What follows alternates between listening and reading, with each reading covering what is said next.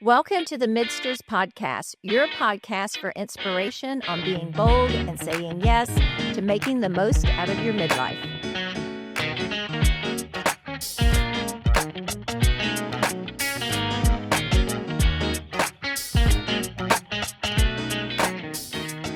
For listeners, we are picking up this podcast actually from last week. So if you didn't listen to last week, I think that you should. And this will be part 2. I'm way happier now just being myself, the good and the bad. Good, bad, and ugly. Is that what they say? So what I love about what you just said is I think you hit the nail on the head in terms of why psychological nakedness, right? Mm-hmm. And I like that term, is so hard to achieve. And it is because underneath that, there is always the fear of shame. Yeah. If I really look at myself, I am not the ideal person that I would like to be. And the response to that you also just noted, which I think is very, very important, is we're human. Yeah. And we aren't perfect. We are not gods. Nope. We want to be. But if we can lean into our humanity and understand that we're imperfect, that opens up a world of possibilities for fulfillment. And I said this to you before. I don't remember where I read this, but there was something I read years ago. And it the phrase was, we always do the best we can given the level of our psychological awareness. So given what we bring into the world from our formative years, from the lessons we were taught, from our own psychological disposition, from our fears, all of that together, whether we like what we're doing or not, we are always doing our best. And the reason that's important is because if you're willing to risk the shame of looking at your behavior and not liking it, but then you can embrace, but I did the best I could. Where was my awareness lacking that led me to make a decision that I'm now ashamed of? That's the only time and space where you can adjust. It's true. And then you can adjust and make better choices going forward. And that's the process of midlife. Yeah. If you just go through midlife as, I'm going to do this job parenting, I'm going to do this job at work, I'm going to do this job being a wife, I'm going to do this job being a friend, I'm going to do this job being a member of the community and doing community service. That's great, but you're not actually doing the work of becoming a better person. It's true. And that benefits all of those other circles. You will naturally be a better wife, mother, friend, community member if you take the time to develop your psychological awareness. Does that make sense? It takes time. Like I said, I think midlife, not that people, there are, you talk about young soul or old souls, and young bodies. I think they get it for sure. But I guess, I used this term earlier, kind of the phrase, and I think we're at the stage in life right now, and midlife is definitely a stage where it starts, but we marinate in wisdom.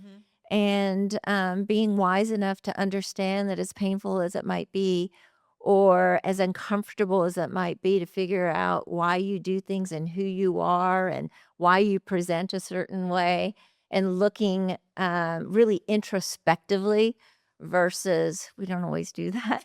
Well, we all know of examples of people who, when confronted with misbehavior, deflect and defend. Yeah. Because they're protecting their core self, but they stuntify their own growth. Yeah. And those people become very difficult to be with. Right. What's much more satisfying, both for the individual and the people around them, is when somebody could say, you're right, I'm going to own that. I love that expression, own it. It speaks volumes. I'm going to own that. I did something wrong. All I can do is apologize. Well, you can do more than apologize. You can change. Let that ego go. Yeah. We all Ego have, is the biggest problem. Exactly. We all have the capacity for change. And if you stop defending and deflecting and protecting your ego, right? Yeah. Then you can actually become a more fulfilled individual and a better part of your community, whatever that is. Right. I think the personal growth and all that is so important. And, people probably enter it at different ages and not always so ready for it. So what could we say to people at a younger stage of midlife? Like what can women do to develop their their self-awareness to develop to become psychologically naked and see themselves as they are? Well, I think this podcast, I will say, I wish I had had something like this when I was like 40 to listen to, or to have people in my circle that would just plant a seed of like the word say, psychological awareness. So the first thing I would say is to kind of sit in that and think about that for a moment. It's different for different people at different stages in life. But I think one of the things they can do is just think about those words and wonder and be curious Mm, about where that would take them if they can just shed things for a moment. Maybe it's 5 minutes, maybe they get away for a day or a weekend and really think about who they are without all of that and what they like what they see, but also what they don't. We can't fix it all. Some of it we're there and our thoughts are there, or our behaviors there for valid reasons in the way life might have presented to us, or the hardships or the trauma. I mean, there's a lot, right? Everybody's so unique. But I think if they can just start taking time, even if it's a few minutes, and pick one thing mhm.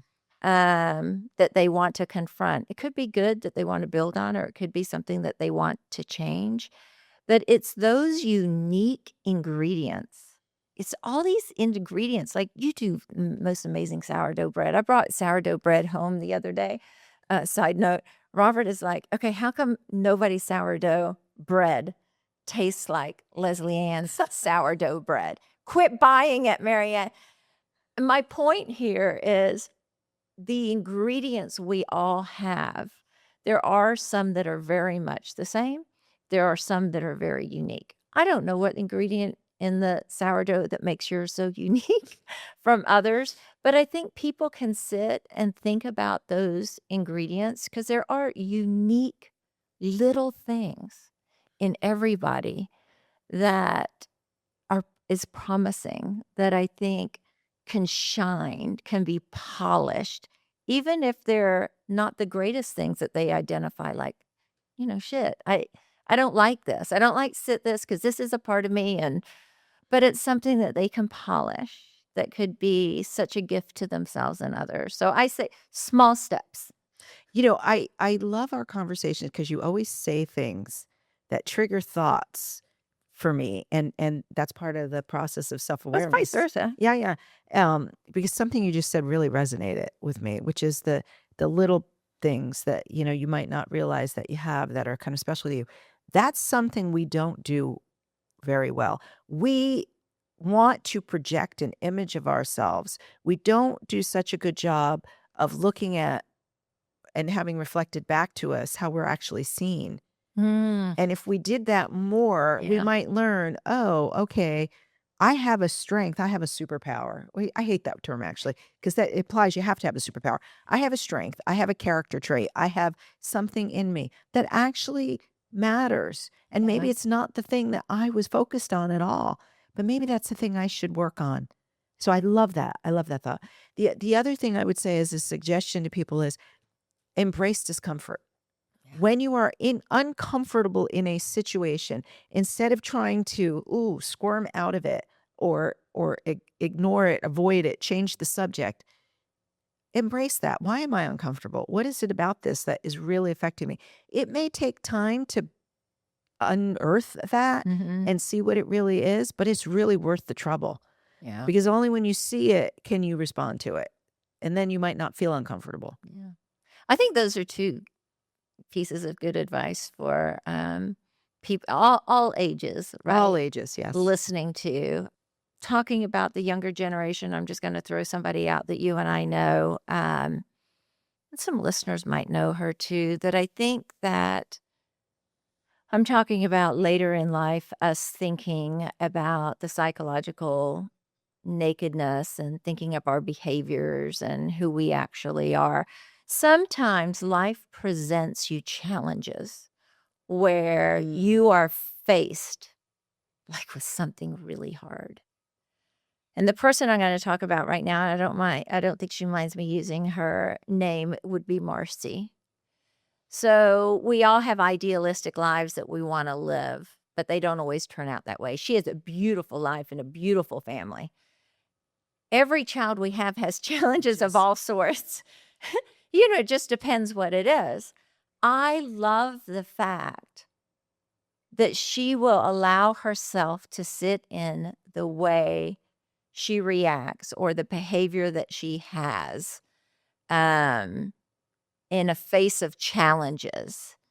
And in our conversations, she is extremely honest about the things that she likes, the way she reacts, and the things that she doesn't.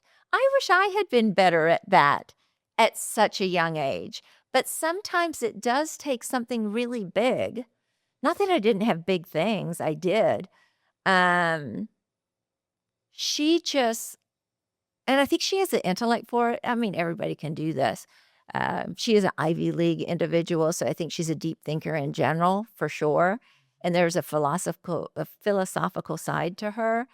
I admire that she can do what she does for her own personal growth and looking hard at what to be happy with when you react to something and not. I hope she doesn't mind me talking about that. You know this individual as well. I don't know if you would agree or not agree.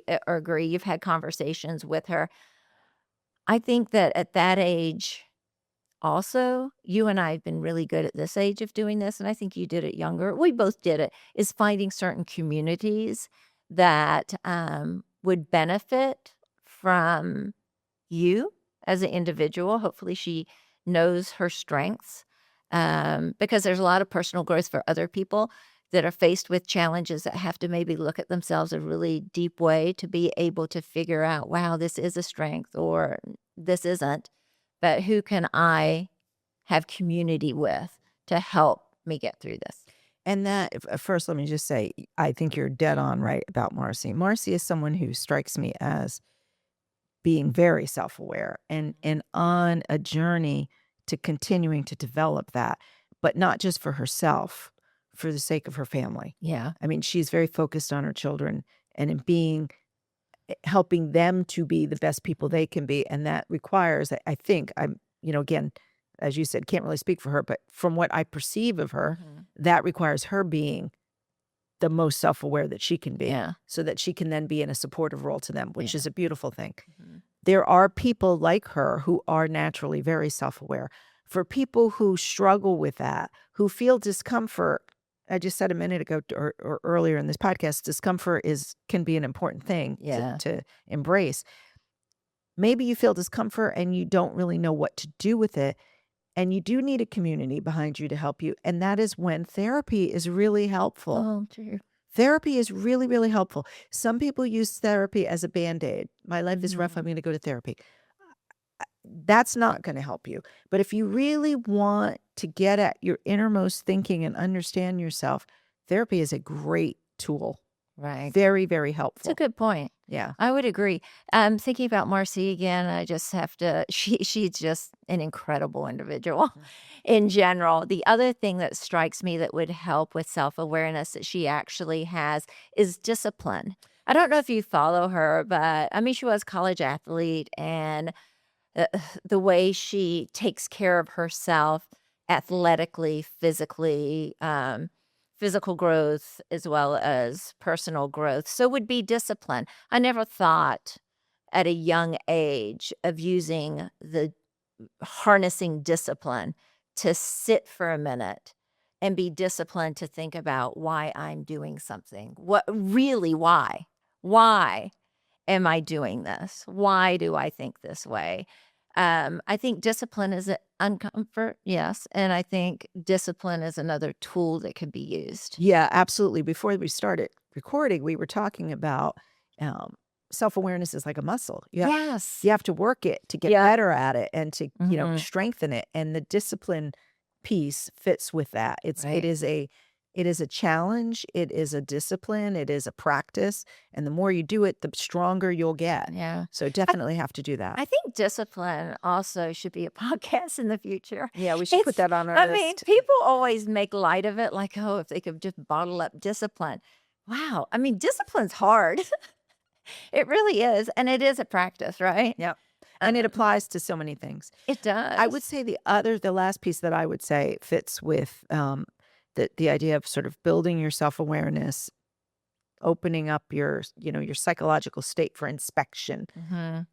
is working on your spirituality. Mm. That could be through church. Church can be a double-edged sword though, because you can use church and the things you're taught at church to sort of become a standard that you feel you have to live with. And that becomes yet another lens, a filter that Right, you're putting between you and the world. But on the other hand, really working on your spiritual self. Who am I? What am I meant to be? That is tapping into your humanity. right. And it's a piece of accepting your imperfection, Yeah, which opens up the possibilities of examining yeah. yourself and improving I yourself. think spirituality is also a very important one. It's I really would important. agree. As far as, like, going to church and so forth, that hits conformity for me. I mean, it At can. this point, it can, yeah, It it's can. different at different stages in life.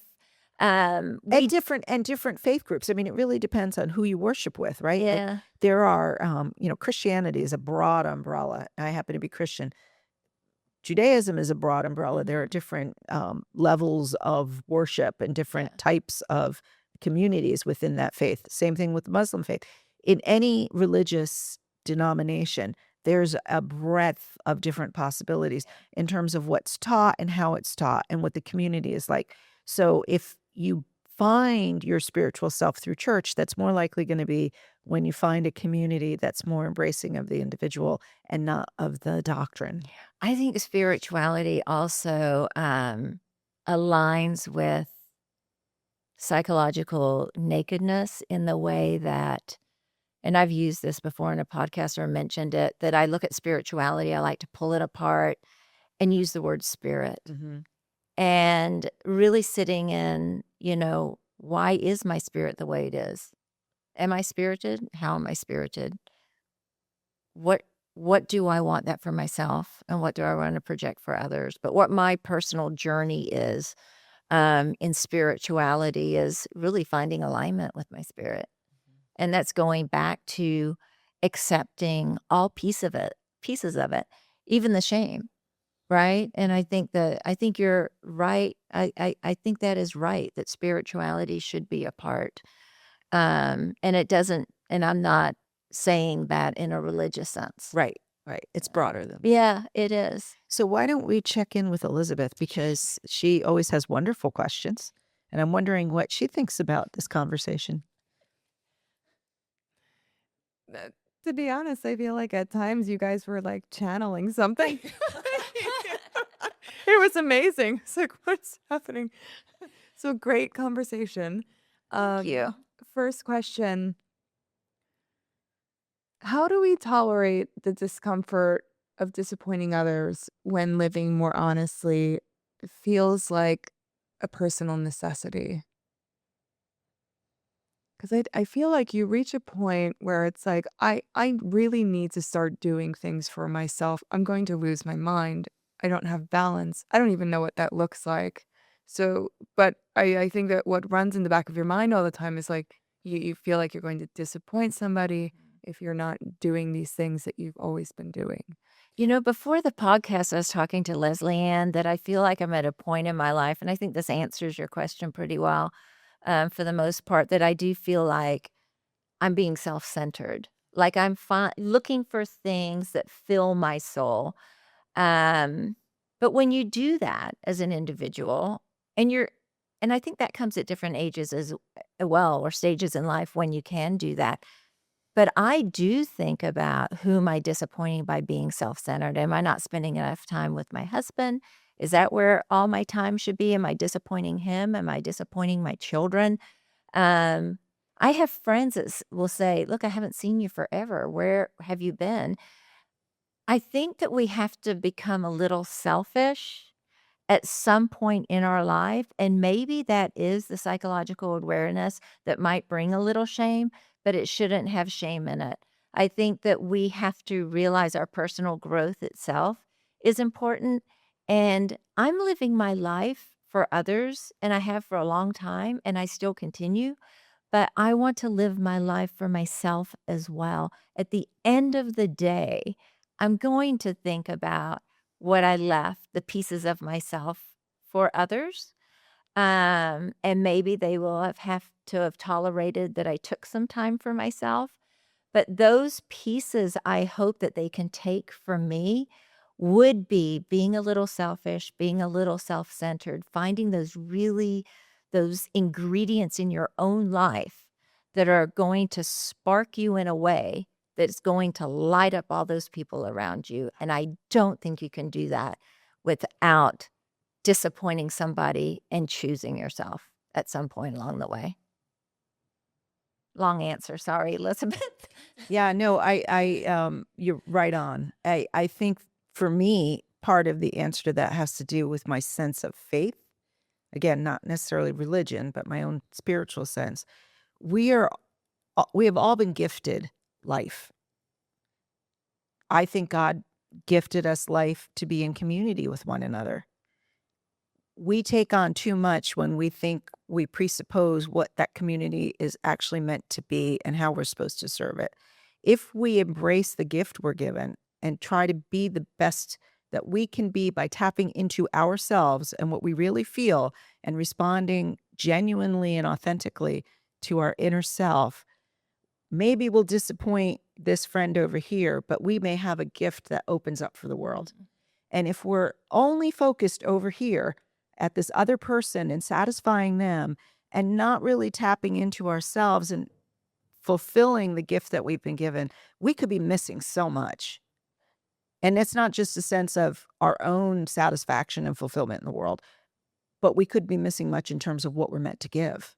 So it is to me very worth the investment in self awareness, not just because I will be happier, but because I can't really serve my purpose without that. Why sometimes does midlife feel like the moment when ego softens and wisdom finally gets a voice? What do you think changes internally to actually allow that?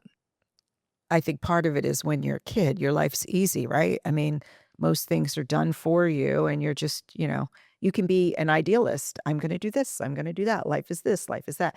Only when the rubber hits the road and you are living life does it become apparent what a real challenge it is and how much work we have to do psychologically to confront that challenge. And that becomes even more intense once you have kids and you're trying to raise them and you see that they are not what you supposed they would be. I think most parents experience this, right? You have a preconceived notion of what your children will be, and then they hit yeah, they hit the crib and you're like, whoa. And then you have another kid, a second kid or a third kid, and they're completely different from one and two. And you're suddenly like, life is complicated. Then they hit high school. And then they hit high school, oh my god. And in the meantime, you're either juggling work or you're juggling the household and supporting your spouse's work, and you're also a spouse, and maybe your marriage is healthy and maybe it's not, and you have to deal with that. I was divorced once, and so, like, life throws a lot of shit at you, and in the process of dealing with all that, you really have to tap into more of yourself because otherwise you could just be overwhelmed. I think for me, entering midlife, just because of the experiences through my life and being able to handle like family and conflict and everything that comes with mainly just life, career, all of it. There's a self-confidence we realize by the time we're in our 40s that we kind of have it. Like if we could just have some confidence in the choices that we make and the life that we have lived, we realize we don't need the approval of others. And that does soften the ego. Like you're not looking for it externally anymore. For me, I think midlife has brought that to me. Like I've done okay. I've learned resilience. I have some self-confidence. I don't need my ego to be fed or to be patted on the back by others. And I can really tap in to what it was that got me there and have confidence in that and concentrate on that. Yeah, and as you're speaking, I was thinking another piece of that I think is that as you get further along in life. So midlife isn't one moment, right? It's a span of time. And I think um things happen, as I said before, but you begin to become more aware of the limited amount of time that you have, right? Our lives are not endless. There's a boundary. Yeah. And as you get closer to that boundary, you start to realize like okay, like this I only have a limited amount of time to figure out what the heck I'm doing here and to maybe leave something behind that's meaningful, either through the relationships that I have and the little people I'm raising, the friends that I have that I'm going to leave behind someday. I can impact that community. I can impact the world, maybe. Who knows? But I have a limited amount of time to do that. So I need to get about the work of figuring out what that is and stop looking so much Mhm. at my protecting my ego, Yep. if that makes sense. Yeah. Yeah, makes perfect sense. What is one role that you let go of entirely that actually made you feel more like yourself? Wow, that's a tough one. I have an answer for that. Um, it is probably true of most people that it is hard not to be competitive at work and achieve, you know, success, whatever that means, get to a increasingly higher level of whatever it is you do. At one point when I worked at the U.S. Attorney's Office, I became a senior manager. I became a division chief. And, like, I was really proud of that. I'd been in the office for 20 years, and I was like, "Oh, cool. Now I go to the front office staff meetings. Aren't I awesome?" I hated it because the reality was I actually liked the part where I supervised the people underneath me because I was editing their work, and um, I tried to be a supportive boss. I hated the managing up and dealing with the small p politics of the office. I just hated it.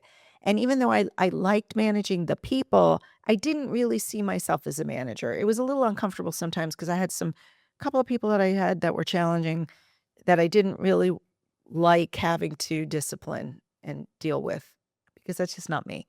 And I realized that by being caught up in the I have to achieve this status, I have to have this position within the office. I wasn't being true to what I actually really liked. The reason I liked supervising people was the editing part because I like writing. So I made a voluntary decision to step away from that role. I actually left the office and went to the last job that I had before I retired was actually elsewhere in the Department of Justice.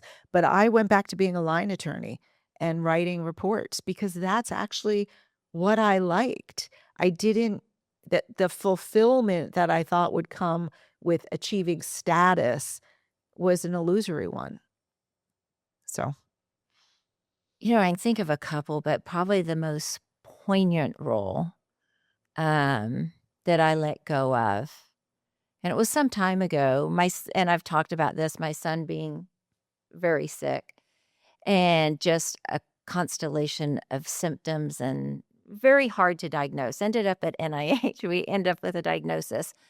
But the role that I shedded was the role of accepting that the physicians and the people that I was meeting with knew more of what was going on with my son or felt like they were smarter and I didn't know what was going on with my son.